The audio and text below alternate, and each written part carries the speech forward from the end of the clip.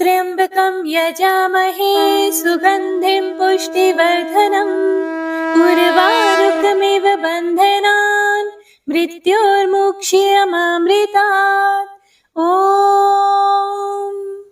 ओम नमः शिवाय। हरे कृष्णा। आप सभी भक्तों का दिन शुभ और मंगलमय हो।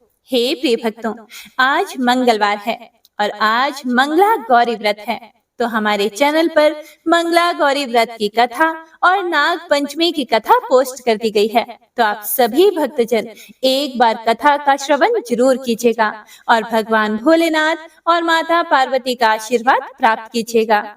तो आइए सुनते हैं आज की महात्म्य कथा। सबसे पहले सुनते हैं कन्हैया जी की एक अद्भुत कथा। जय श्री गणेश। हे प्रिय भक्तों, अगर भक्त का प्रेम सच्चा हो तो भगवान उसके लिए नंगे पांव दौड़े आते हैं। वही बात जब हमारे कन्हैया की हो तब तो कहना ही क्या। अपने भक्तों के लिए वह ना जाने कितने रूप धरते हैं और कितनी ही अनगिनत लीलाएं कर चुके हैं, जिनका प्रमाण हमारे धार्मिक ग्रंथों में मिलता है। ऐसी ही एक रोचक कथा है जब कन्हैया ने अपने भक्त के लिए एक अनोखा काम किया। तो आइए रसपान करते हैं इस कथा का। पौराणिक कथा के अनुसार एक बार की बात है, किसी नगर में एक राजा ने एक बड़ा ही सुंदर मंदिर बनवाया, जिसमें श्री कृष्ण की एक मूर्ति भी रखवाई। लेकिन उसने कभी भी पूजा नहीं की। पूजा करने के लिए उसने मंदिर में एक पुजारी को रखा था। पुजारी नियमित कन्हैया जी को नहलाता और बड़ी ही श्रद्धा भाव से उनकी पूजा अर्चना किया करता था। राजा भी प्रतिदिन कान्हा जी के लिए एक फूलों की माला भेज देता था और जब वह दर्शन करने आता तो पुजारी उस माला को उतार कर राजा को पहना देता था। ऐसा करते करते पुजारी की भी उम्र बीत चुके थे। एक दिन किसी वजह से राजा नहीं आ सका तो उसने एक सेवक के हाथ मंदिर में माला पहुंचा दी और कहलवा दिया कि आज वह मंदिर में नहीं आएगा, इसीलिए पुजारी उसका इंतजार ना करे। इतना कहकर सेवक चला गया। पुजारी ने हमेशा की तरह कन्हैया जी को माला पहना दी। लेकिन जब शाम हुई तो पुजारी यह सोचने लगा कि माला उतारकर किसे पहनाई जाए। उसने सोचा क्यों न ये माला आज मैं ही पहन लूं। वैसे भी मेरी उम्र हो चली है, जीवन का क्या पता कब खत्म हो जाए। इतना सोचकर पुजारी ने माला उतार कर अपने गले में डाल ली। लेकिन इतने में ही सेवक आ गया और उसने बताया कि राजा की सवारी मंदिर में पहुंचने ही वाली है। राजा की सवारी आने की बात जब पुजारी जी ने सुनी तो वह डर गए। उन्होंने सोचा कि अगर राजा ने उसे देख लिया तो वह तो उसे मरवा ही डालेंगे, क्योंकि वह माला पंडित जी ने खुद पहनी थी। आनन फानन में पुजारी ने माला उतार कर वापस कन्हैया जी को पहना दी। जैसे ही राजा अंदर आया तो हमेशा की ही तरह पुजारी ने माला कान्हा जी के गले से उतार कर राजा को पहना दी। लेकिन माला पर लगा सफेद बाल देखकर राजा समझ गए कि पुजारी ने यह माला स्वयं ही पहन ली थी। बस फिर क्या था, राजा क्रोधित हो उठे और उन्होंने गुस्से में पुजारी से पूछा कि माला पर सफेद बाल कहां से आया। तब राजा की बात सुनकर पुजारी डर गया और बोल पड़ा, ये तो कन्हैया जी का ही है। अब तो राजा और भी क्रोधित हो गया, क्योंकि कान्हा तो भगवान है और उनके बाल सफेद कैसे हो सकते हैं। इसीलिए राजा ने फरमान सुना डाला कि कल श्रृंगार के समय राजा खुद आएंगे और देखेंगे कि क्या सच में कान्हा जी के सफेद बाल हैं या पुजारी झूठ बोल रहा है। उन्होंने कहा कि अगर पुजारी ने झूठ बोला होगा तो उसे फांसी दे दी जाएगी। राजा का फरमान सुनकर पुजारी का तो बुरा हाल हो गया। उसने सोचा अब क्या करें, कहां जाएं? अब तो उसका मरना तय है। तब रोते रोते वह भगवान के शरण में पहुंचा और उनसे कहने लगा, हे केशव, मुझसे झूठ बोलने का अपराध तो हुआ है, लेकिन हो सके तो मुझे क्षमा कीजिए और हे प्रभु, राजा से मेरी रक्षा करें। पुजारी ने कहा कि हे माधव, आपकी सेवा करते करते करते मैं मृत हो चुका हूँ। अब आप मुझे माफ कर दीजिए, ऐसी गलती दोबारा नहीं होगी। यही कहते कहते पुजारी की ना जाने कब आंख लग गई और उसकी आंख तब खुली जब सुबह हो चुकी थी। उधर सुबह होते ही राजा भी आ गया और कहने लगा, आज कान्हा जी का श्रृंगार वह खुद करेगा। ऐसा कहकर जैसे ही राजा ने कान्हा जी का मुकुट उतारा तो देखा कि श्री कृष्ण के तो सारे बाल ही सफेद हैं। लेकिन राजा को फिर भी यकीन नहीं हुआ। उसे लगा कि फांसी के डर से पुजारी ने ही बालों को रंग दिया होगा। राजा ने सोचा कि क्यों ना कन्हैया जी का एक बाल तोड़कर देख लिया जाए। इसके बाद राजा ने कान्हा जी का एक बाल तोड़ लिया। लेकिन हे प्रिय भक्तों, जैसे ही बाल टूटा, कन्हैया जी के सिर से खून की धारा बहने लगी और यह देखकर राजा भगवान के चरणों में गिरकर माफी मांगने लगा। तभी श्री कृष्ण की मूर्ति से आवाज आई, हे राजन, तुमने मुझे केवल मूर्ति मात्र ही समझा, इसीलिए आज से मैं तुम्हारे लिए केवल मूर्ति मात्र ही रहूंगा। लेकिन पुजारी ने सच्चे मन और पूरी श्रद्धा से मेरी भक्ति की है, इसीलिए उसकी अनन्य भक्ति को देखकर मुझे अपने बाल सफेद करने पड़े। कन्हैया जी ने कहा कि भक्ति में कभी भी संशय नहीं होना चाहिए।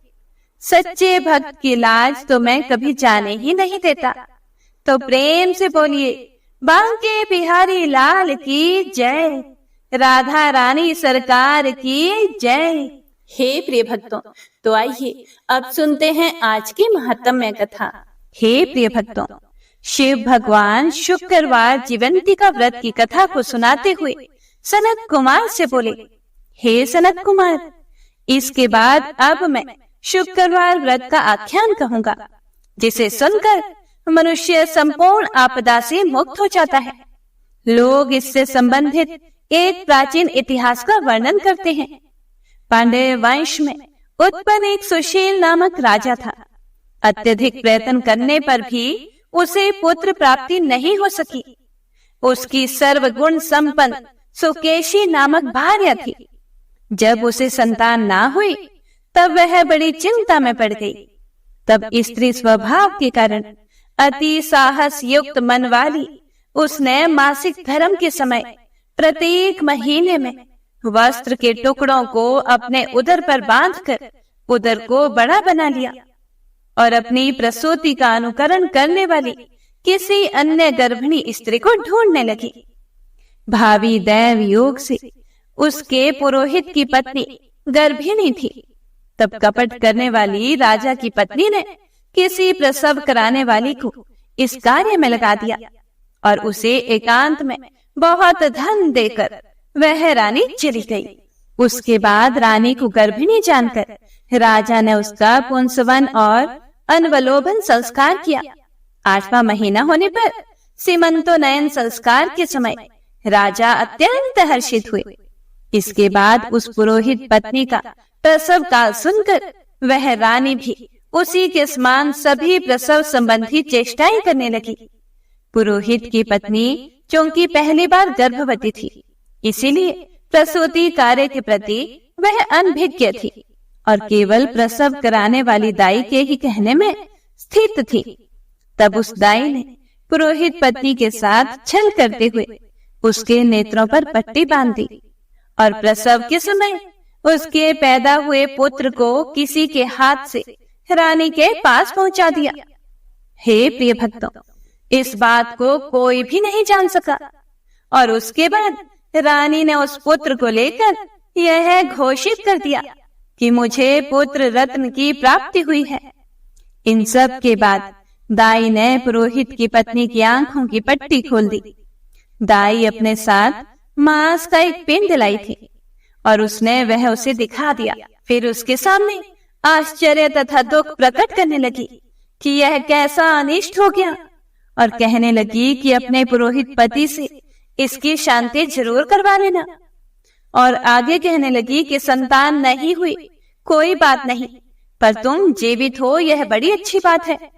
इस पर पुरोहित पत्नी को अपने प्रसव के स्पर्श चिंतन से बहुत संदेह हुआ। भगवान शिव सनत कुमार से बोले, राजा ने पुत्र जन्म का समाचार सुनकर जात कर्म संस्कार करवाया और ब्राह्मणों को हाथी, घोड़े तथा रथ आदि प्रदान किए। राजा ने कारागार में पड़े सभी कैदियों को प्रसन्नता पूर्वक मुक्त करा दिया। उसके बाद राजा ने सूतक के अंत में नामकरण तथा अन्य सभी संस्कार किए। उन्होंने पुत्र का नाम प्रियव्रत रखा। हे सनत कुमार, श्रावण मास के आने पर पुरोहित की पत्नी ने शुक्रवार के दिन भक्ति पूर्वक देवी जीवंतिका का पूजन किया।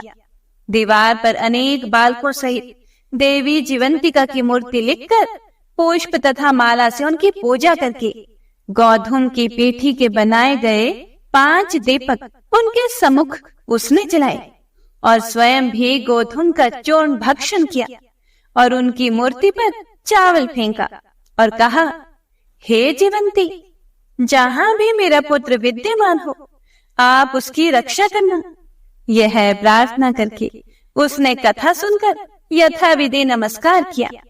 तब जीवंतिका की कृपा से वह बालक दीर्घायु हो गया और वे देवी उसकी माता की श्रद्धा भक्ति के कारण दिन रात उस बालक की रक्षा करने लगी। इस प्रकार कुछ समय बीतने पर राजा की मृत्यु हो गई।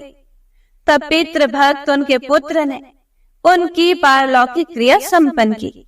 इसके बाद मंत्रियों तथा पुरोहितों ने प्रियव्रत को राज्य पर अभिषिक्त किया। तब कुछ वर्षों तक प्रजा का पालन करके तथा राज्य भोग कर वह पितरों के ऋण से मुक्ति के लिए गया जाने की तैयारी करने लगा। राज्य का भार वृद्ध मंत्रियों पर भक्ति पूर्वक सौंप कर और स्वयं के राजा होने का भाव त्याग कर उसने कार्पटिक का भेष धारण कर लिया और गया के लिए प्रस्थान किया। रास्ते में किसी नगर में किसी गृहस्थ के घर में उन्होंने निवास किया। उस समय उस गृहस्थ की पत्नी को प्रसव हुआ था। इसके पहले षष्ठी देवी ने उसके 5 पुत्रों को उत्पन्न होने के 5वें दिन मार दिया था। यह राजा भी उस समय 5वें दिन ही वहां गया हुआ था। रात में राजा के सो जाने पर उस बच्चे को ले जाने के लिए षष्ठी देवी आई। जीवंतिका देवी ने उस षष्ठी देवी को यह कहकर रोका कि राजा को लांघ कर मत जाओ।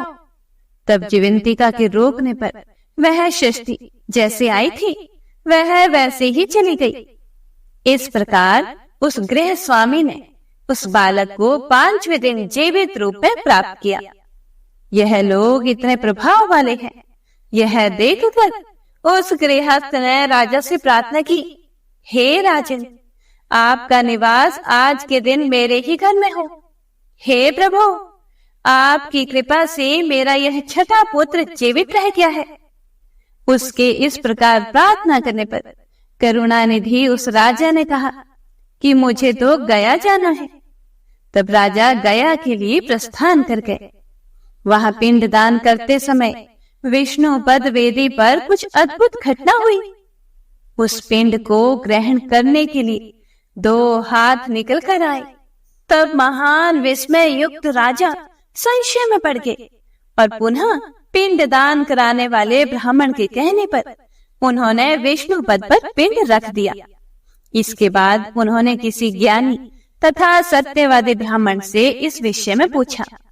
तब उस ब्राह्मण ने उनसे कहा कि ये दोनों हाथ आपके पितृ के थे। इसमें संदेह हो तो घर जाकर अपनी माता से पूछ लीजिए, वह बता देंगी। तब राजा चिंतित तथा दुखी हुए और मन में अनेक बातें सोचने विचारने लगे। वे यात्रा करके फिर से वहां गए जहां वह बालक जीवित हुआ था। उस समय भी उस स्त्री को पुत्र उत्पन्न हुआ था और वह उसका 5वां दिन था। वह जो दूसरा पुत्र हुआ था उसे लेने रात में फिर वही षष्ठी देवी आई। तब जीवंतिका के दोबारा रोके जाने पर उस षष्ठी देवी ने उनसे कहा, इसका ऐसा क्या कृत्य है, अथवा क्या इसकी माता तुम्हारा व्रत करती है जो तुम रात दिन इसकी रक्षा करती हो? तब षष्ठी का यह वचन सुनकर जीवंती ने धीरे से मुस्कुराकर इसका सारा कारण बताया। उस समय राजा शयन का बहाना बनाकर वास्तविकता जानने के लिए जाग रहा था। इसीलिए उन्होंने जीवंती और षष्ठी दोनों की बातचीत सुन ली।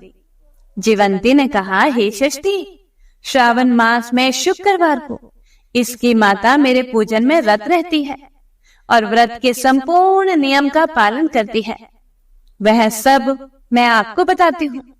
वह हरे रंग का वस्त्र तथा कंचुकी नहीं पहनती और हाथ में उस रंग की चूड़ी भी नहीं धारण करती। वह चावल के धोने के जल को कभी नहीं लांघती, हरे पत्तों के मंडप के नीचे नहीं जाती और हरे वर्ण का होने के कारण करेले का शाक भी वह नहीं खाती है। यह सब वह मेरी प्रसन्नता के लिए करती है, इसीलिए मैं उसके पुत्र को किसी को भी मारने नहीं दूंगी। यह सब सुनकर राजा प्रियव्रत अपने नगर को चले गए। उनके देश के सभी नागरिक स्वागत के लिए आए हुए थे। तब राजा ने अपनी माता से पूछा, हे माते, क्या आप जीवंतिका देवी का व्रत करती हो? इस पर उसने कहा कि मैं तो इस व्रत को जानती भी नहीं हूँ। उसके बाद राजा ने गया यात्रा का समुचित फल प्राप्त करने के लिए ब्राह्मणों तथा सुवासिनी स्त्रियों को भोजन कराने की इच्छा से उन्हें निमंत्रित किया और व्रत की परीक्षा लेने के लिए सुवासिनियों को वस्त्र, कंचुकी तथा कंकण भेज कर कहलाया कि आप सभी को भोजन के लिए राजभवन में आना है। तब पुरोहित की पत्नी ने दूत से कहा कि मैं हरे रंग की कोई भी वस्तु कभी ग्रहण नहीं करती हूँ। राजा के पास आकर दूत ने उसके द्वारा कही गई बात राजा को बता दी। तब राजा ने उसके लिए सभी रक्त वर्ण के शुभ परिधान भेजे। वह सब धारण करके वह पुरोहित पत्नी भी राजभवन में आई। राजभवन के पूर्वी द्वार पर चावलों के धोने का जल पड़ा देखकर और वहां हरे रंग का मंडप देखकर वह दूसरे द्वार से गई। तब राजा ने पुरोहित की पत्नी को प्रणाम करके इस नियम का संपूर्ण कारण पूछा। इस पर उसने इसका कारण शुक्रवार का व्रत बताया। उस प्रिय व्रत को देखकर उसकी दोनों स्तनों में से बहुत दूध निकलने लगा। दोनों वक्ष स्थलों से उस राजा को दूध की धाराओं से पूर्ण रूप से सिंचित कर दिया।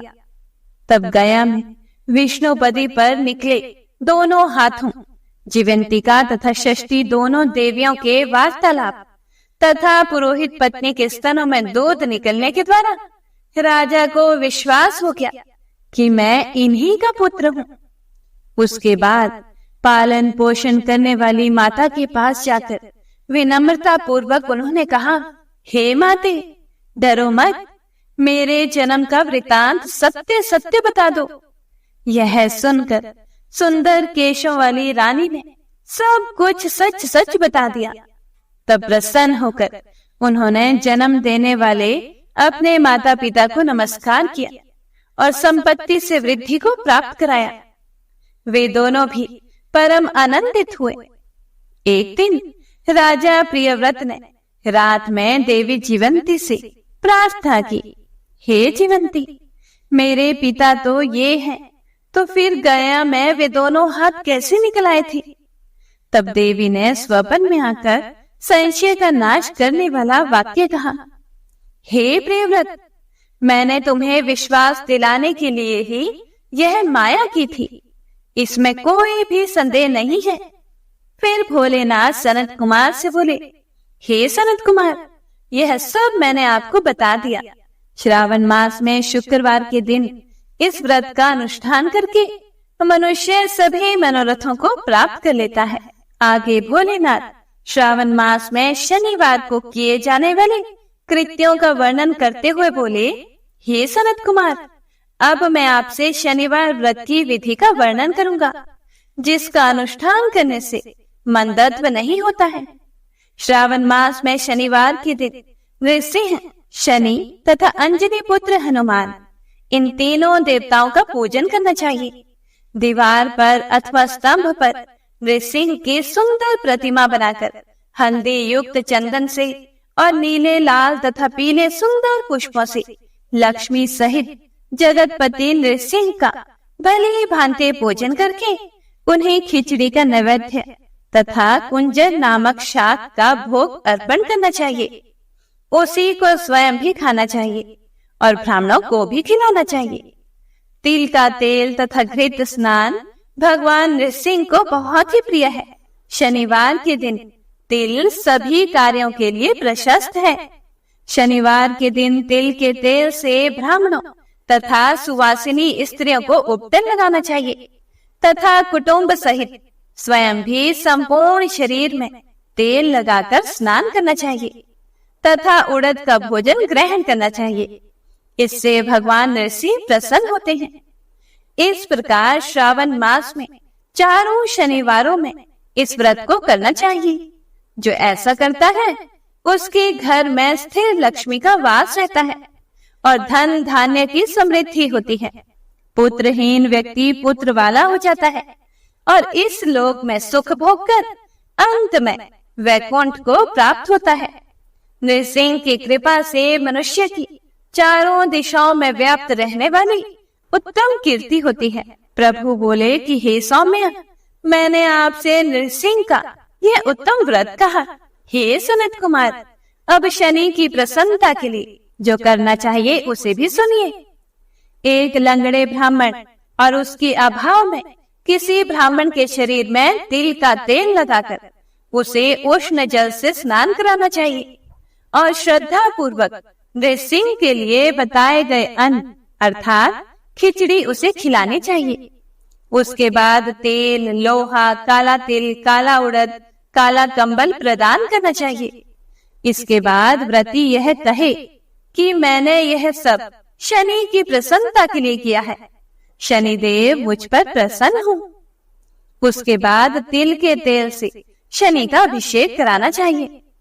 उनके पूजन में तिल तथा उड़द के अक्षत प्रशस्त माने गए हैं। हे मुनि, अब मैं शनि का ध्यान बताऊंगा, आप ध्यान पूर्वक सुनिए। शनिश्चर कृष्ण वर्ण वाले हैं, मंद गति वाले हैं, काश्यप गोत्र वाले हैं, सौराष्ट्र देश में पैदा हुए हैं, सूर्य पुत्र हैं, वर देने वाले हैं, दंड के समान आकार वाले मंडल में स्थित हैं, इंद्र नील मणितुल्य कांति वाले हैं, हाथों में धनुष, बाण, त्रिशूल धारण किए हुए हैं, गिद्ध पर आरूढ़ हैं, यम इनके अधिदेवता हैं, ब्रह्मा इनके प्रत्यधिदेवता हैं। ये कस्तूरी, अगुरु का गंध तथा गुगुल का धूप ग्रहण करते हैं। इन्हें खिचड़ी प्रिय है। इस प्रकार ध्यान की विधि कही गई है। इनके पूजन के लिए लौहमयी सुंदर प्रतिमा बनानी चाहिए। हे द्विजश्रेष्ठ, इनके निमित्त की गई पूजा में कृष्ण अर्थात काली वस्तु का दान करना चाहिए। ब्राह्मण को काले रंग के 2 वस्त्र देने चाहिए और काले बछड़े सहित काली गौ प्रदान करनी चाहिए। विधि पूर्वक पूजा करके इस प्रकार प्रार्थना तथा स्तुति करनी चाहिए। आराधना से संतुष्ट होकर जिन्होंने नष्ट राज्य वाले राजा नील को उनका महान राज्य फिर से प्रदान कर दिया, वे शनि देव मुझ पर प्रसन्न हूँ। नील अंजन के समान वर्ण वाली, मंद गति से चलने वाली और छाया देवी तथा सूर्य से उत्पन्न होने वाली उन शनिश्चर को मैं नमस्कार करती हूँ। मंडल के कोण में स्थित आपको नमस्कार है। पिंगल नाम वाले आप शनि को नमस्कार है। हे देवेश, मुझ दीन तथा शरणागत पर कृपा कीजिए। इस प्रकार स्तुति के द्वारा प्रार्थना करके बार बार प्रणाम करना चाहिए। 3 वर्णों ब्राह्मण, क्षत्रिय, वैश्य, इनके लिए शनि के पूजन में शन्नो देवी इस वैदिक मंत्र का प्रयोग बताया गया है और शूद्रों के लिए पूजन में नाम मंत्र का प्रयोग बताया गया है। जो व्यक्ति दत्तचित्त होकर इस विधि से शनिदेव का पूजन करेगा, उसे स्वप्न में भी शनि का भय नहीं होगा। हे विप्र, जो मनुष्य श्रावण मास में प्रत्येक शनिवार के दिन भक्ति पूर्वक इस विधि से इस व्रत को करेंगे, उन्हें शनिश्चर के द्वारा लेश मात्र भी कष्ट नहीं होगा। जन्म राशि से पहले, दूसरे, चौथे, पांचवें, सातवें, आठवें, नवें अथवा 12वें स्थान में स्थित शनि सदा कष्ट पहुंचाता है। शनि की शांति के लिए क्षमाग्नि इस मंत्र का जप कराना चाहिए। उसके प्रसन्नता के लिए इंद्र नीलमणि का दान करना चाहिए। हे सनत कुमार, इसके बाद अब मैं हनुमान जी की प्रसन्नता के लिए विधि का वर्णन करूंगा। हनुमान जी की प्रसन्नता के लिए श्रावण मास में शनिवार को रुद्र मंत्र के द्वारा तेल से उनका अभिषेक करना चाहिए। तेल में मिश्रित संदूर का लेप उन्हें समर्पित करना चाहिए।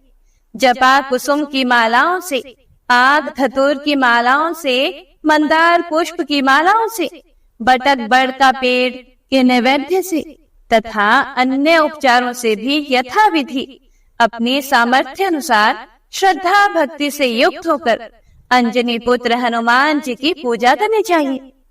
इसके बाद बुद्धिमान को चाहिए कि हनुमान जी की प्रसन्नता के लिए उनके 12 नामों का जप करे। हनुमान, अंजनी सुत, वायु पुत्र, महाबल, रामेश, फाल्गुन सखा, पिंगाक्ष, अमित विक्रम, उदधि क्रमण, सीता शोक विनाशक, लक्ष्मण प्राणदाता और दशग्रीव दर्पः, ये 12 नाम हैं। हे प्रिय भक्तों, भगवान शिव सनत कुमार से बोले कि जो भी मनुष्य प्रातः काल उठकर इन 12 नामों को पढ़ता या सुनता है, उसका अमंगल नहीं होता और उसे सभी संपदा सुलभ प्राप्त हो जाती हैं। इस प्रकार श्रावण मास में शनिवार के दिन वायु पुत्र हनुमान जी की आराधना करके मनुष्य वज्र तुल्य शरीर वाला, निरोग तथा बलवान हो जाता है। अंजनी पुत्र की कृपा से वह कार्य करने में वेगवान तथा बुद्धि वैभव से युक्त हो जाता है। उसके बाद शत्रु नष्ट हो जाते हैं, मित्रों की वृद्धि होती है, वह वीर्यशाली तथा कीर्तिमान हो जाता है। यदि साधक हनुमान जी के मंदिर में हनुमत कवच का पाठ करे तो वह अणिमा आदि 8 सिद्धियों का स्वामित्व प्राप्त कर लेता है और यक्ष, राक्षस तथा वेताल उसे देखते ही कंपित तथा भयभीत होकर वेग पूर्वक 10 दिशाओं में भाग जाते हैं। हे सतम, शनिवार के दिन पीपल के वृक्ष का आलिंगन तथा पूजन करना चाहिए। शनिवार को छोड़कर अन्य किसी दिन पीपल के वृक्ष का स्पर्श नहीं करना चाहिए। शनिवार के दिन उसका आलिंगन सभी संपदाओं को प्राप्त कराने वाला होता है। प्रत्येक मास में 7 वारों में पीपल का पूजन फलदायक है, किंतु श्रावण मास में यह पूजन अधिक फलदायक है। श्री शिवाय नमस्तुभ्यम। हे प्रिय भक्तों, तो आज का यह अध्याय यही समाप्त होता है। इससे आगे का वर्णन आप अगले अध्याय में सुनेंगे। तो आइए अब सुनते हैं शिव चालीसा। जय गणेश गिरिजा सुवन, मंगल मूल सुजान, कहत अयोध्या दास तुम, देहु अभय वरदान। जय गिरिजापति दीन दयाला, सदा करत संतन प्रतिपाला। भाल चंद्रमा सोहत नीके, कानन कुंडल नागफनी के। अंग गौर शिर गंग बहाए, मुंड माल तन 4 लगाए। वस्त्र खाल बागंबर सोहे, छवि को देखी नागमन मोहे। मैना मातु की हवे दुलारी, बाम अंग सोहत छवि न्यारी। कर त्रिशूल सोहत छवि भारी, करत सदा शत्रुन क्षयकारी। नंदी गणेश सोहे तह जैसे, सागर मध्य कमल है जैसे। कार्तिक श्याम और गण राव, या छवि को कही जात न काओ। देवन जब ही जाए पुकारा, तभी दुख प्रभु आप निवारा। किया उपद्रव तारक भारी, देवन सब मिली तुम ही जुहारी। तुरत छड़ानन आप पठायो, लव निमेष महामारी गिरायो। आप जलंधर असुर सहारा, सुयश तुम्हार विदित संसारा। त्रिपुरासुर सन युद्ध मचाई, सब ही कृपा कर लीन बचाई। किया तप ही भागीरथ भारी, पूरब प्रतिज्ञा तासु पुरारी। दानिन मह तुम सम कोई नाही, सेवक स्तुति करत सदाही। वेद नाम महिमा तब गाई, अकथ अनादि भेद नहीं पाई। प्रकटी उधती मंथन में ज्वाला, जरत सुरासुर भय विहाला। किन्हीं दया तह करी सहाय, नीलकंठ तब नाम कहाई। पूजन रामचंद्र जब किन्हा, जीत के लंका विभीषण दिन्हा। सहस कमल में हो रहे धारी, किन्हा परीक्षा तभी पुरारी। एक कमल प्रभु राखे जोई, कमल नयन पूजन चह सोई। कठिन भक्ति देखी प्रभु शंकर, भय प्रसन्न दिए इच्छित वर। जय जय जय अनंत अविनाशी, करत कृपा सबके घटवासी। दुष्ट सकल नित मोहि सतावे, भ्रमत रहूं मोहि चैन न आवे। त्राहि त्राहि मैं नाथ पुकारो, यही अवसर मोहि आन उबारो। लई त्रिशूल शत्रुन को मारो, संकट से मोहि आन उबारो। मात पिता भ्राता सब होई, संकट में पूछत नहीं कोई। स्वामी एक है आस तुम्हारी, आए हरहु मम संकट भारी। धन निर्धन को देत सदाही, जो कोई जांचे सो फल पाही। स्तुति के ही विधि करें तुम्हारी, क्षमु नाथ अब चूक हमारी। शंकर हो संकट के नाशन, मंगल कारण विघ्न विनाशन। योगी यति मुनि ध्यान लगावे, शारद नारद शीश नवावे। नमो नमो जय नमः शिवाय, सूर ब्रह्मादिक पार न पाए। जो यह पाठ करे मन लाए, तापर होत है शंभु सहाय। ऋणिया जो कोई हो अधिकारी, पाठ करे सो पावन हारी। पुत्रहीन कर इच्छा जोई, निश्चय शिव प्रसाद ते ही होई। पंडित त्रयोदशी को लावे, ध्यान पूर्वक होम करावे। त्रयोदशी व्रत करे हमेशा, ताके तन नहीं रहे कलेशा। धूप दीप नैवेद्य चढ़ावे, शंकर सम्मुख पाठ सुनावे। जन्म जन्म के पाप नसावे, अंत धाम शिवपुर में पावे। कहे अयोध्या दास आस तुम्हारी, जानी सकल दुख हरहु हमारी।